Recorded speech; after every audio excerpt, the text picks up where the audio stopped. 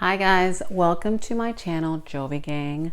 So I'm gonna start trying to do videos every day because honestly, I need to practice doing these videos. And I've been watching other YouTubers' videos and I'm really inspired by actually other hairstylists that are talking about how they got into the cosmetology world or how to become a hairstylist and all like the different nuances of this industry. So I kind of want to start on that too and just talk about like if you're thinking about being a hairstylist, I just want to give you my kind of story and let you know because this business is tough.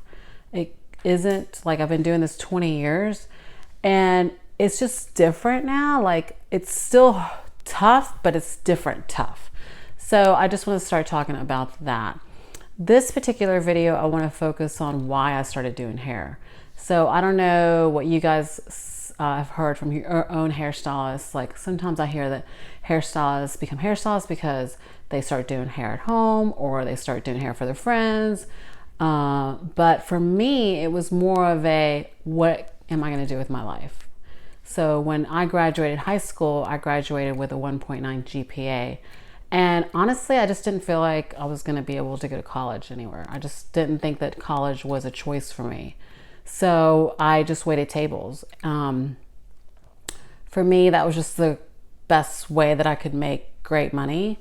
I hated it, but I did it for 8 years. And I got into hair because I started seeing a hairstylist that, was actually the first hairstylist that made me feel like I had great hair and made me feel beautiful, like as a woman.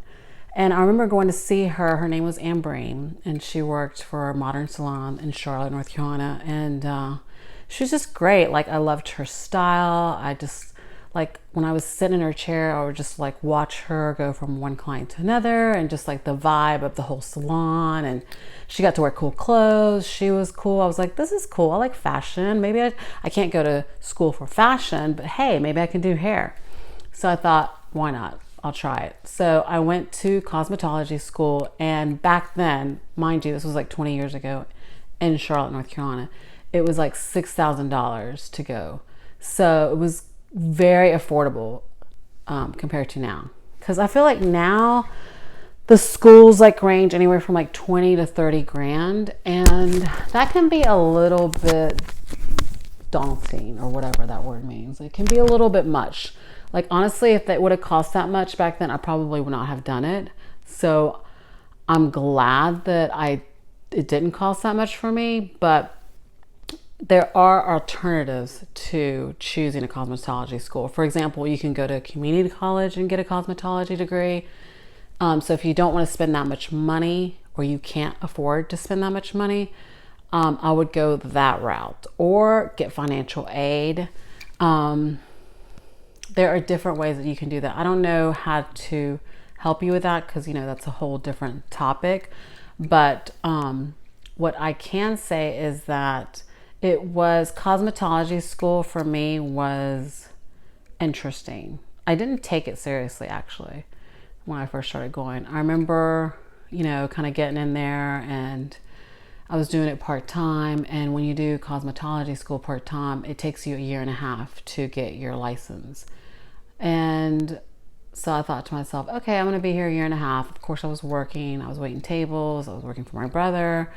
But I didn't take it seriously until one of my teachers was like, hey, like, your uniform's looking slack. Your hair's not looking good. If you're going to do something in this industry, you need to you need to show up and be, look the part. And I was like, oh my God, like, I'm obviously showing that like I'm incapable of being a good hairstylist, and I'm just in this cosmetology school.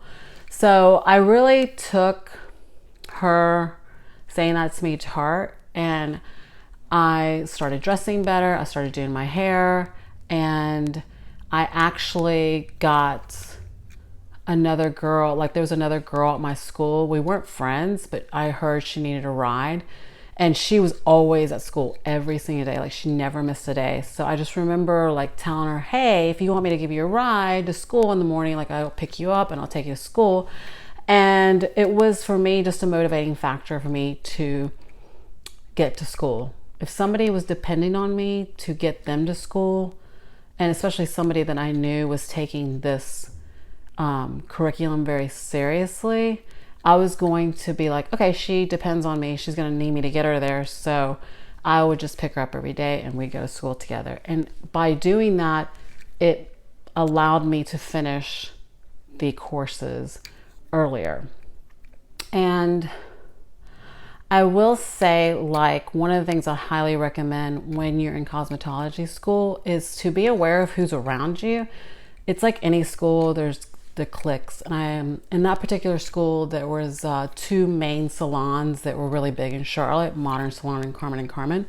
And like, there were cliques that they were either like the Modern Salon girls or the Carmen girls. And it was kind of funny because I was like, okay, like, that's one of those salons I'm going to work at. I just have to figure out like which group I'm going to like.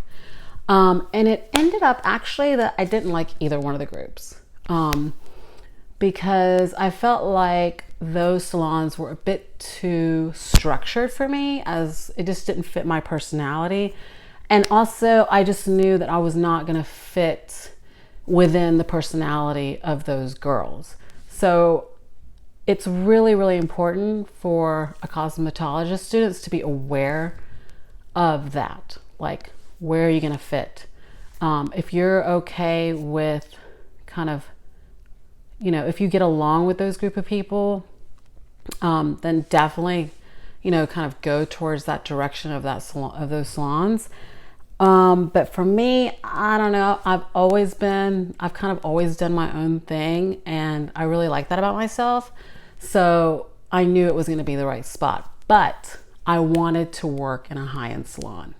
So I really did my research, and I looked up like the best salons in Charlotte, and I just made a list. I probably made like a list of 5 salons that I wanted to go to. I did go to the Carmen's and the Modern Salons, of course, because I felt like I needed to kind of like go in there. I actually like was a receptionist for Modern Salon, and that definitely gave me the confirmation that I did not want to work for that company. So if you want to experience a certain salon setting, go in there as like the receptionist. You can learn so much, and you can kind of get the vibe and the feel of how the owners are, how management is, how the other stylists are, like how they're set up. So for me, I decided to go a different route, and I did become an assistant. I highly recommend that you become an assistant somewhere, because you just don't know anything. Even if you come out of the Paul Mitchell's or what's the big school in Santa Monica that everybody talks about? I can't remember, but oh, Vidal Sassoon. Like, even if you come out of those schools, you still don't know anything. You need to assist. Now, how long you're going to assist depends on you, and actually it depends on the city you're in. For example, if you're in LA and you want to work in Beverly Hills, you're going to assist for 2 to 4 years. You're just going to assist. And assisting sucks. You basically are the cleaner, you are the errand person, you are basically whatever that stylist wants you to do, you do for them. And it is a lot of work, and it's very little pay, but it is absolutely necessary. Now, with the whole Instagram game and followers and that sort of thing, like if you're really big or if you have a huge social media following, you could go out there and try it on your own and, you know, booth rent, which means you go and you rent a space somewhere and you buy all your color, you buy all your equipment, you know, you're your own receptionist, you manage all your time, you make, you know, you have all the contact with your client, like booking, payments, everything you do yourself. If you want to do that straight out of like hair school, do it. But I would not recommend it at all because you just don't know anything. So that's what I'm going to start with. And then I think tomorrow I'll go from there. Thanks, guys. And look, I got my social light and I got my little clicker to turn off the video. I feel pretty good right now. And I got my little microphone. So I will see you guys tomorrow because I need to start making videos daily so I can get used to this whole YouTube thing. Bye.